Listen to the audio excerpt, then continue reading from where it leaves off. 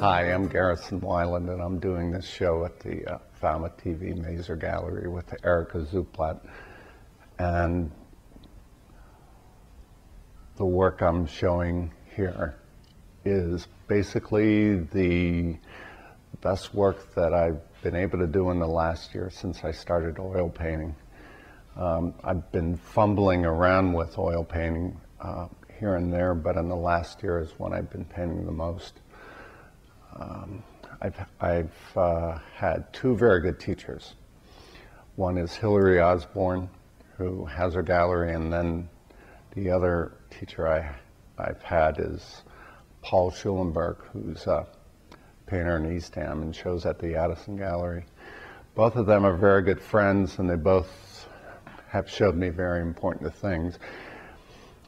Before I took Hillary's class, I didn't even know how to stick paint on a canvas. I literally didn't know how to do that, even though I have an art background. I'm self-taught, and I just needed to know the simplest, most basic things about painting. So that's why this show is just still lifes. All I've been doing in the last year is been setting up work in my studio and setting up props in my studio and learning how to paint. My paintings don't have any stories behind them, except maybe this one. But all the other ones are things that I've done, setting things on a table, trying to light them the best way I can in my home, and then trying to make them work. And for every painting here, there's probably 100 paintings underneath them or in the garbage. This painting has a story because I saw another painting by a Cape Cod artist, and I don't want to mention her name, because when I saw her painting in a gallery, I said, I could do that. And why is she in a gallery and I'm not? So when I saw a painting that she did of a similar painting, I said, well, I just have to start doing this. I had a job up until a couple of years ago that was in a completely different field, and when I was laid off, about a year later, I decided I'm not going to spend the rest of my life not painting, because since I'm self-taught, I don't have a fine arts background, and I always thought, if you're an oil painter, you're a fine artist, something like that. But then I just decided it was too long. I went too long without doing it. And somebody said, I think it was Doug Rue, said, just go for it. So I did. This painting here is a painting I did in Hillary Osborne's class. It's the only palette knife painting I've done. I did a couple paintings in the class before this one, but I finally just decided I just want to get the white in the shadow. And this is what I ended up with. And Hillary seemed to like it, and since Hillary liked it, I liked it too, and I still have it. This is the first painting that I did that I liked. This is the first painting I ever did that I liked, and I did this about a year ago. 2 lemons in a bowl. The bowl is a ceramic that I made about 35 years ago in my first ceramics class. So I still have it. It's the only one left. And somebody said, Miranda would like your whites. And I said, well, I can't have them. You saw that. This teapot is a tonal. It's a simple tonal. It's the first tonal I ever did.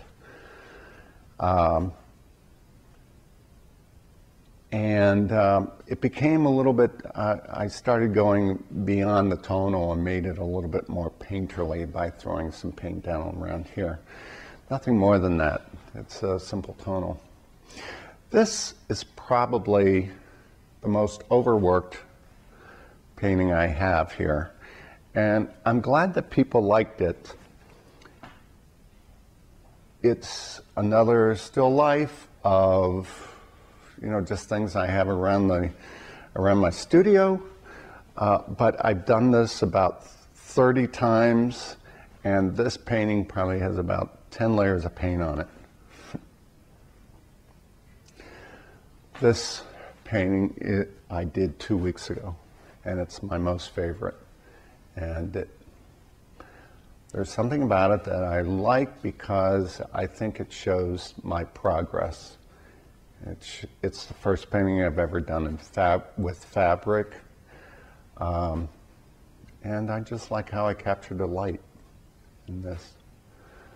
This painting is another simple sketch that I added right in the background in the last minute. If there's anything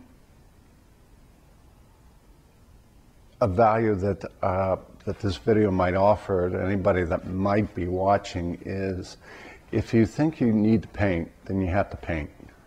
And I've been painting for about a year with oils, and I've enjoyed it.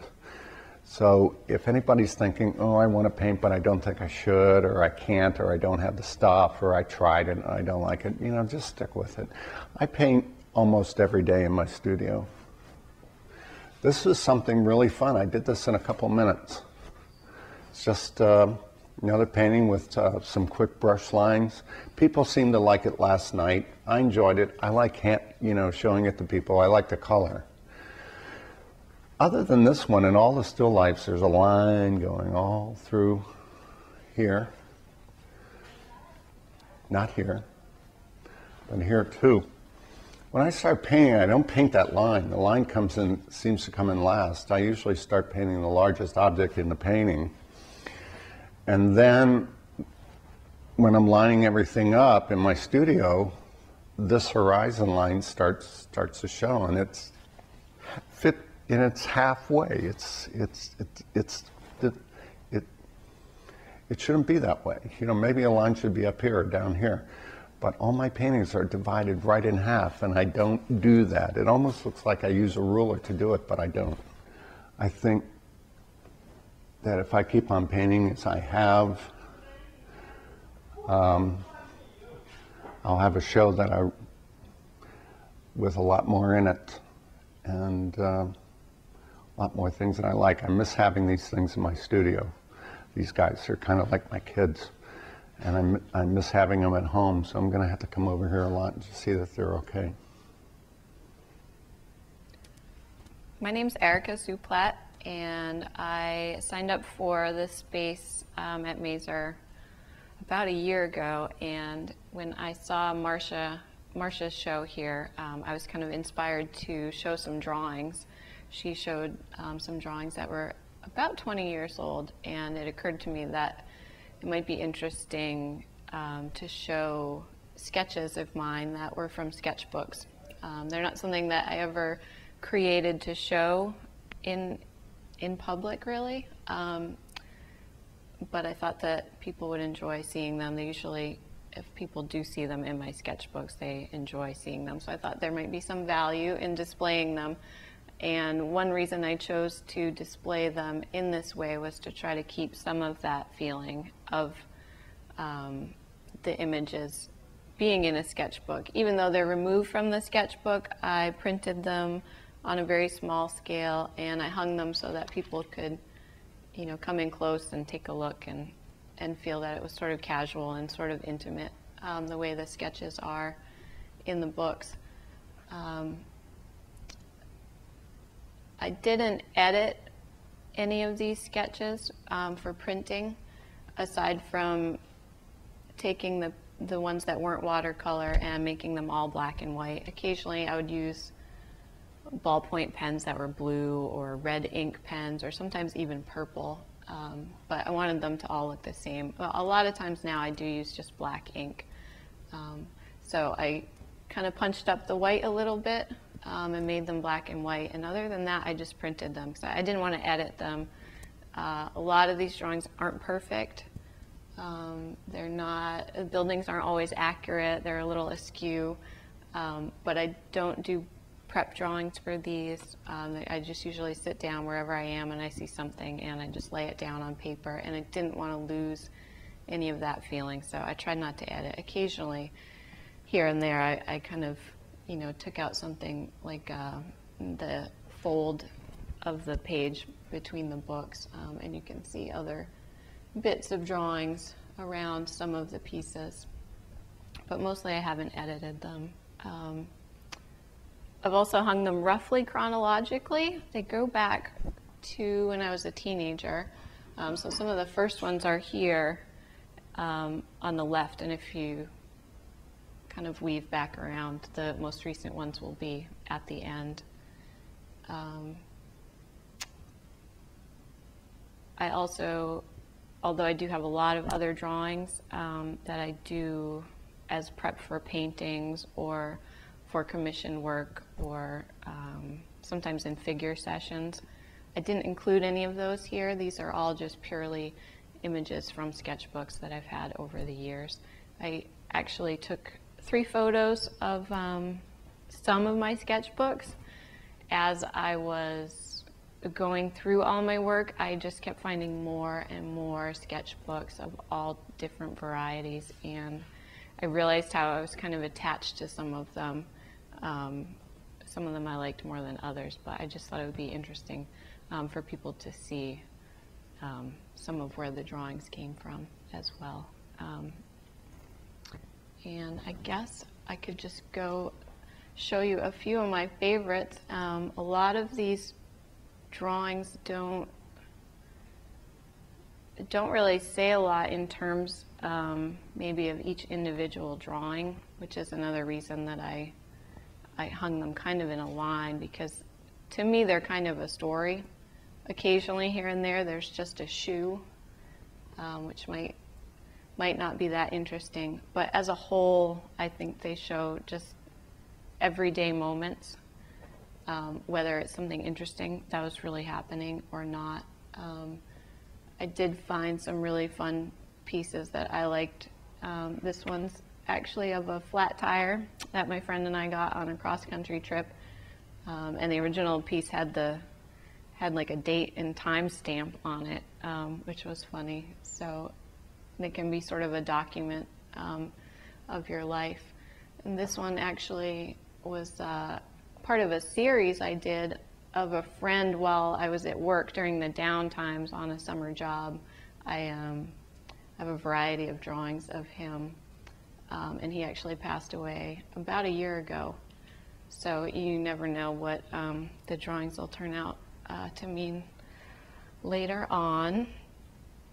A lot of my drawings recently are on trips that I get to go on with my husband, who travels for work. So there's a lot of coffee shops and just outdoor scenes that I enjoy doing, and I've tried to improve my materials over the years as well. I use a lot better pen and ink now that are waterproof, and I try to use watercolor paper that will withstand all the watercolor that I want to put on the pieces. And I also did 2 composite pieces just because I didn't think it would be right to include all my drawings from my personal life without including some pets and some people. And it's always fun to go out and see live music and do a little sketching at the same time. Even though the musicians move a lot, they tend to move back and forth between the same poses. So you can kind of go back and forth and capture some of that. So these are my drawings. When did you start drawing buildings so well? I really like the architecture. Thank you. I actually am really trying to improve my architectural drawing skills. I have a friend who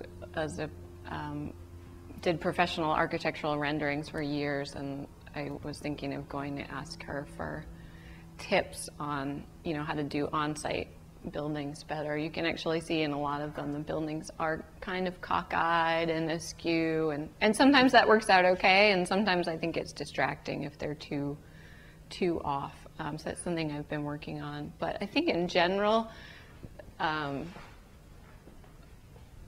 I have improved over the years, and I actually included this little sketch of a friend. It's on school paper in high school, because I really feel these are an outgrowth of that sort of doodling and drawing that you just kind of do in your downtime, whether you're on the phone or, you know, you're a kid stuck in school.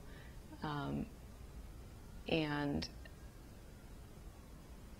it's just sort of a continuation of that. So I think if you are drawing all the time, you will, you know, find the style and improve at the same time, hopefully.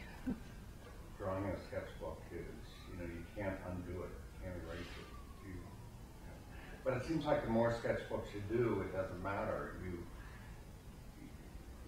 The more you keep a sketchbook, the more you're able to make everything in a sketchbook deliberate, or it works somehow. This large one here actually was mostly a writing journal. I've done a lot of writing in my life, just personally, and so I actually showed a couple drawings that were in here. They're some of my favorite ones, and I have many, many, many more sketchbooks than this at home, and a lot of them are filled with pages that don't look very interesting, or that I don't like, or with drawings that just weren't very successful. At the same time, I did have a lot of images that were sort of just sketchy, like a mess, really. Just things that I was sketching, trying to work out the image. They didn't come out very well, but I still liked them as almost as an abstract. I wanted to include some more of those because I personally like them, but I don't know how well they translate. So when I chose these images, it's sort of a mix of things that I just personally liked that may not really mean anything, as well as some that I knew that people would probably like because they're a little more picturesque, or they represent something locally, you know, something people might feel an affinity for. But a lot of times the sketchbooks aren't pretty to look through every single page. I did bring 2 books here, but even that was hard because a lot of times I write notes in them, and I'll stick receipts in them, and they're probably a little too personal to share. So this was actually a really nice way of sharing a lot of sketchbook drawings without having to bring in the personal side of the sketchbook. At the same time, I think that's what has been great for me about using sketchbooks over the years. They're sort of a safe place. There's no pressure when you're doing a sketchbook. I think that's why most of these are as loose as they are. The compositions are sometimes really, you know, really have a lot of negative space in a huge part of them, or they might be uneven in others. And I've actually had to really work at creating images not in a sketchbook, because when I have a really nice expensive sheet of paper or a nice blank white canvas, that feels like a lot of pressure. And even now that I've started using nicer sketchbooks, I actually have started carrying like a little backup sketchbook so that I can open that one first and just kind of loosen up and do some sketches, and then also try to make something in another sketchbook that's a little bit more complete and a little bit more refined without losing that sort of on-site location thing, but that's really new. So there are a lot more images that I wanted to include, some that I scanned and just forgot, just some really personal favorites of mine, but I think these are kind of a nice selection anyway.